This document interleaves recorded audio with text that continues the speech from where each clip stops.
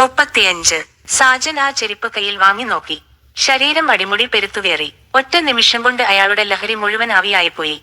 ഇതു റീനയുടെ ചെരിപ്പു തന്നെ. ഇടതുകാലിലേത്? ഇതെവിടുന്നു കിട്ടി? സാജൻ ചോദിച്ചു. ഈ പിന്നാമ്പുറത്തൂന്ന്. അയാൾ വീടിന്റെ പിൻഭാഗം ചൂണ്ടിക്കാണിച്ചു. സാജൻ അയാളെയും കൂട്ടി അങ്ങോട്ട് നടന്നു. വീടിന്റെ പിൻഭാഗത്ത് ഒരു സിറ്റൗട്ടും വാതിലുമുണ്ട്. അവിടെയെല്ലാം കളകൾ വളർന്ന് ഇടതൂർന്നു നിൽക്കുന്നു. ദാ ഇവിടെ കിടന്നു കിട്ടിയതാ. കറുത്ത മനുഷ്യൻ കളകൾക്കിടയിലേക്ക് വിരൽ ചൂണ്ടി. ഉദ്വേഗം കൊണ്ട് തന്റെ ദേഹമാകെ വിറക്കുന്നതുപോലെ സാജന് തോന്നി. എന്താ തന്റെ പേര്? പൈലി. പൈലി. എവിടാ താമസം? ദാ ആ കാണുന്ന ഓലപ്പര എന്റേതാ. ഞാനിവിടുത്തെ ഒരു റബ്ബർ വെട്ടുകാരനാ. അതുകൂടാതെ ഷീറ്റടിക്കുന്നതും ഉണങ്ങാനിടുന്നതും പുകക്കുന്നതും ഒക്കെ ഞാനാ. ഇവിടെ മുതലാളിയും കൊച്ചുമോലാളിയും ഒക്കെ വരുമ്പം വല്ലതും വേണമെങ്കിൽ എന്നെയാ വിളിക്കുന്നേ. ഞാനാ ഇവിടൊക്കെ കന്നാലി കേറാതെ നോക്കുന്നേ. സാജൻ പൈലിയെ അടിമുടി നോക്കി. എന്നിട്ട് മുറ്റത്തിന്റെ ഒരു കോണിലേക്ക് വിളിച്ചു മാറ്റി നിർത്തി. ഈ ചെരിപ്പ് കൊച്ചമ്മയുടേതാണെന്ന് തനിക്കെങ്ങനെ മനസ്സിലായി? ഇന്നാളു രാത്രിയില് കൊച്ചുമുതലാളിമാരും കൊച്ചമ്മയും കൂടെ ഇവിടെ വന്നിട്ട് നേരം വെളുക്കുന്നതിനു മുമ്പേ പോയില്ലേ? അന്നേരം കാണാ അണ്ടുപോയതാണെന്നാ വിചാരിച്ചേ. ഇന്നാളു രാത്രി ഏതു കൊച്ചമ്മ വന്നത്? ഷൈനിയോ? ഞാൻ ശരിക്കങ്ങോട്ട് കണ്ടില്ല സാറേ. രാത്രിയല്ലായിരുന്നോ? കൊച്ചുമുതലാളിമാരുടെ കൂടെ ഒരു പെണ്ണുണ്ടായിരുന്നെന്ന് തോന്നി. വാനേന്ന് ഇറങ്ങുന്ന കണ്ട പോലെ. സാജനു പാരവശ്യം തോന്നി. എന്നിട്ട് പിറ്റേ ദിവസം രാവിലെ ഞാൻ വന്നു നോക്കിയപ്പം വീട് പൂട്ടി അവരങ്ങു പോയി. ഈ ചെരിപ്പ് മാത്രം അവിടെ കിടന്നു കിട്ടി. കോട്ട്. പൈലി വിയർത്തു തുടങ്ങിയിരുന്നു. സാജന്റെ ചോദ്യം ചെയ്യൽ അയാളെ വല്ലാതെ ഭയപ്പെടുത്തി. പരിഭ്രമം കൊണ്ട് വിക്കിയാണ് അവൻ ഓരോ ചോദ്യത്തിനും ഉത്തരം പറഞ്ഞത്. ആ ദിവസം ഓർമ്മ ഉണ്ടോ? ഞങ്ങളുടെ പശു പെറ്റതിന്റെ പിറ്റേ ദിവസമാ. Double coat. പശു പ്രസവിച്ചത് എന്നാ? ഇതിന്റെ തലേ ദിവസം. പോക്കോ. അബദ്ധങ്ങളാണോ താൻ എഴുന്നള്ളിച്ചത് എന്നോർത്തു വേവലാതി അപ്പെട്ടുകൊണ്ട് പൈലി സാവധാനം ഓലപ്പുരയുടെ നേർക്കു നടന്നുപോയി. ഇടയ്ക്കിടെ അയാൾ തിരിഞ്ഞു നോക്കുന്നുണ്ടായിരുന്നു. സാജന് ദേഹമാകെ കത്തിയെരിയും പോലെ തോന്നി. സാജൻ തിരികെ സിറ്റൗട്ടിലേക്കു കടന്നപ്പോഴേക്കും ഷൈനി വാതിൽ തുറന്ന് ഇറങ്ങി. ഉറക്കത്തിന്റെ ആലസ്യമകറ്റാനെന്നോണം അവൾ കൈകൾ ഉയർത്തി മൂരി നിവർന്നു.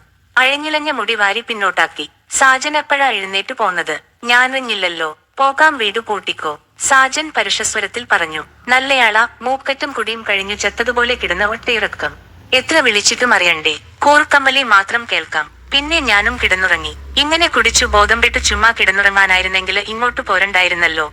നല്ലൊരു ദിവസം വെറുതെ ബോറാക്കി കളഞ്ഞു. ഷൈനി പരിഭവിച്ചു. വീട് പൂട്ടി ഇറങ്ങാനാ പറഞ്ഞത്. സാജന്റെ ശബ്ദത്തിനു കാഠിന്യമേറി. ഷൈനി അമ്പരന്നു. എന്തുപറ്റി സാജ? സാജൻ പെട്ടെന്ന് സമചിത്ത് വീണ്ടെടുത്തു. പെട്ടെന്നൊരു മൂഡ് ഓഫ്. പോകാം. സാജൻ അകത്തേക്കു കയറി. മുറികളിലെല്ലാം പലവട്ടം കയറിയിറങ്ങി വാതിലുകളെല്ലാം തുറന്നു പരിശോധിച്ചു. തുടർന്ന് വളരെ വേഗം തന്നെ അവർ മടങ്ങി.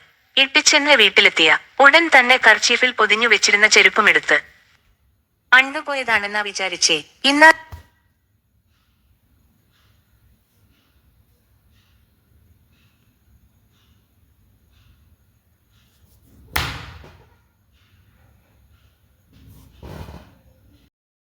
ജീപ്പിൽ കയറി അമ്പാട്ട് വീട്ടിൽ എത്തിയ സാജൻ തോമസുകുട്ടിയെ വിളിച്ച ഉടൻ തന്നെ മറ്റൊരു സ്ഥലത്തേക്ക് പോകാൻ തയ്യാറാകാൻ ആവശ്യപ്പെട്ടു. ഗുരുതരമായതെന്തോ സംഭവിച്ചിട്ടുണ്ടെന്ന് തോമസുകുട്ടിക്കും മറ്റുള്ളവർക്കും തോന്നി. സമയം രാത്രി 10 മണി കഴിഞ്ഞു. പീറ്ററും ജോമോനും ഗസ്റ്റ് റൂമിലിരുന്ന് സംസാരിക്കുകയായിരുന്നു. പെട്ടതാണ് കതകിൽ ആരോ തട്ടുന്ന ശബ്ദം കേട്ടത്. പീറ്റർ എഴുന്നേറ്റു ചെന്ന് വാതിൽ തുറന്നു. സാജൻ ജീപ്പിൽ നിന്നും ഇറങ്ങി വരികയാണ്. സാജന്റെ മുഖത്തെ മുറുക്കം കണ്ട് പീറ്ററിന് ജിജ്ഞാസയായി. എന്താ സാജ ഈ രാത്രിയില്? സാജൻ വേവലാതിയോടെ പീറ്ററെ നോക്കി. ഞാനൊരു അത്യാവശ്യത്തിന് വന്നതാ. എനിക്ക് നിങ്ങളുടെ സഹായം വേണം. കൂടിയേ തീരൂ. സാജൻ അകത്തേക്ക് കടന്നുകൊണ്ട് പറഞ്ഞു. എന്തു സഹായം? പീറ്ററിന് ഉത്കണ്ഠയായി. പുല്ലാട്ടുകാര് ബാങ്കീന്ന് കടത്തിക്കൊണ്ടുപോയ സ്വർണം പണവും എവിടെയാ വച്ചിരിക്കുന്നതെന്നു വിവരം കിട്ടി. അതിന്നു രാത്രിയിൽ തന്നെ പൊക്കണം. അത് ഞങ്ങള് ചെയ്തോളാം. പക്ഷേ സൂക്ഷിക്കാൻ ഒരു സ്ഥലം വേണ്ടേ? ലക്ഷക്കണക്കിന് രൂപയുടെ സ്വർണവും പണയാധാരങ്ങളും നോട്ടുകെട്ടുകളും ഒക്കെയാ. ഇവിടെ വെക്കാൻ പറ്റുമെങ്കിൽ. പീറ്ററിന്റെ കണ്ണുകളൊന്നു മിന്നി. അതെന്തോന്നു ചോദ്യമാ സാജ? ഇവിടല്ലെങ്കിൽ പിന്നെ അതൊക്കെ എവിടെയാ വെക്കാവുന്നേ? സാജന്റെ സ്വന്തം വീടുപോലല്ലേ ഇത്? എനിക്കൊരു വിശ്വാസക്കുറവ് പോലെ. മറ്റൊന്നും കൊണ്ടല്ല. ജോമോൻ മറ്റേ കക്ഷിയല്ലേ? പുല്ലാട്ടുകാരുടെ എന്നാര് പറഞ്ഞു? അതൊക്കെ അങ്ങനെ അഭിനയിക്കുന്ന തള്ളി പുല്ലാട്ടുകാരുടെ രഹസ്യങ്ങൾ ചോർത്താൻ വേണ്ടിട്ട്. ഞങ്ങള് എന്നും അമ്പാട്ടുകാരുടെ കൂടെയാ. എന്നാൽ ഞാൻ പോയി സംഗതി പൊക്കിക്കൊണ്ടുവരാം.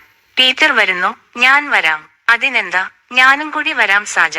അതുവരെ മിണ്ടാതിരുന്ന ജോമോൻ പറഞ്ഞു. നന്നായി. ഞങ്ങൾക്ക് ഒരു സഹായം കൂടി ആകുമല്ലോ. ജോലിക്കാരിയെ വിളിച്ചു വാതിലടച്ചേക്കാൻ പറഞ്ഞിട്ട് പീറ്ററും ജോമോനും വന്നു ജീപ്പിൽ കയറി. സാജൻ ജീപ്പ് ഓടിച്ചു. ജീപ്പ് പാലം കടന്ന് ഇലപ്പള്ളിക്കരയിലൂടെ കുറെ ദൂരം പോയിട്ടി. റബ്ബർ കാടിനുള്ളിലെ ഒരു പുകപ്പുരയ്ക്കു മുന്നിൽ വണ്ടി നിന്നു. സാജൻ ഇറങ്ങി. പുറകെ പീറ്ററും ജോമോനും ഇറങ്ങി. കള്ളത്താക്കോലുണ്ട് എന്റെ കയ്യിൽ, സാജൻ പറഞ്ഞു. എന്നിട്ട് താക്കോൽ എടുത്തു വാതിൽ തുറന്നു. വാ. സാജനും പിന്നാലെ ജോമോനും പീറ്ററും അകത്തു കടന്നു. വലിയ 2 മുറികളാണ് മുൻവശത്ത്. എഴുത്തുമേശയും കണക്കുപുസ്തകങ്ങളും തടിയലമാരയും ബെഞ്ചും സ്റ്റൂളും ഇരുമ്പുകസേരയും എല്ലാം അവിടെവിടെ ചിതറിക്കിടക്കുന്നു. പുകഞ്ഞ റബ്ബറിന്റെ മണമായിരുന്നു വായുവിന്. ഒരിടത്ത് ഉണങ്ങിയ റബ്ബർ ഷീറ്റുകൾ പല അട്ടികളായി അടുക്കി വെച്ചിരുന്നു. റബ്ബർ ഷീറ്റ് പുക ആക്കുന്ന സ്റ്റോറിലേക്ക് സാജൻ പ്രവേശിച്ചു. അതിനുള്ളിലെ ലൈറ്റിട്ടു. ചൂടുള്ള ഒരയിലേക്കു കടന്ന പോലെ 3 പേരും പെട്ടെന്ന് വിയർത്തു. മുറിയിൽ പുകപടലങ്ങൾ തങ്ങിനിന്നിരുന്നതിനാൽ കണ്ണുകൾക്കു പുകയിച്ചിൽ അനുഭവപ്പെട്ടു. ഇവിടെ എവിടെയാണ് സാജ? പീറ്റർ പരിഭ്രമിച്ചു. കാണിച്ചു തരാം. സാജൻ സ്റ്റോറിന്റെ മുകളിലെ തട്ടിലേക്കുള്ള മരക്കോവണിയിൽ നിന്നും ഒരു ചെരിപ്പ് എടുത്തുകൊണ്ടുവന്നു. അത് അവരുടെ നേർക്കു നീട്ടിക്കാണിച്ചു. എന്താ സാജ ഇത്? കാര്യം മനസ്സിലാകാതെ പീറ്ററും ജോമോനും അമ്പരന്നു. മനസ്സിലായില്ലേ? ലേഡീസ് ചപ്പൽ, സാജൻ പറഞ്ഞു. ഈ ചെരിപ്പ് മുമ്പ് കണ്ടിട്ടുണ്ടോ? എവിടെങ്കിലും വച്ച്? ആരുടെയെങ്കിലും കാലിൽ? പീറ്ററും ജോമോനും അവന്റെ നേർക്കു തുറച്ചു നോക്കി. ഒന്നോർത്തു നോക്കിക്കേ, അവർക്കു മനസ്സിലാകുന്നില്ല. കുറച്ചുനാളു മുമ്പ് ഞങ്ങളുടെ റീനമോളുടെ കാലിൽ കിടന്ന ചെരിപ്പാണിത്. സാജന്റെ ഒച്ച നന്ദി മുറിഞ്ഞിരുന്നു. പീറ്ററും ജോമോനും പ്രേതത്തെ കണ്ടപോലെ ഞെട്ടിവിറച്ചു. അവർ തമ്മിൽ നോക്കി. പിന്നെ സാജന്റെ മുറുകിയ മുഖത്തേക്കും. ജോമോൻ കാലുയർത്തി സാജനെ പിന്നോട്ട് ചവിട്ടി മറിച്ചു. പീറ്റർ ഭിത്തിയിൽ ചാരിവച്ചിരുന്ന കഴുക്കോൽ കഷ്ണം കടന്നെടുത്ത് സാജന്റെ ശിരസിനുമേൽ ആഞ്ഞടിച്ചതും ഒപ്പമായിരുന്നു. ചവിട്ടിന്റെയും അടിയുടെയും ആഘാതത്തിൽ സാജൻ വീണുപോയി. ജോമോനെ വിട്ടോടാ. ജോമോനും വന്നു ജീപ്പിൽ കയറി.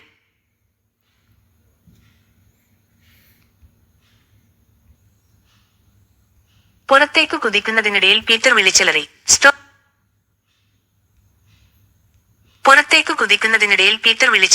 സ്റ്റോർ കടന്ന് 2 മുറികളും കടന്നു പുറത്തേക്കുള്ള വാതിൽക്കലെത്തുമ്പോഴേക്കും തോമസുകുട്ടി അകത്തേക്ക് കടക്കുന്നത് അവർ കണ്ടു. തോമസുകുട്ടി വാതിലടച്ച് സാക്ഷിയിട്ടു.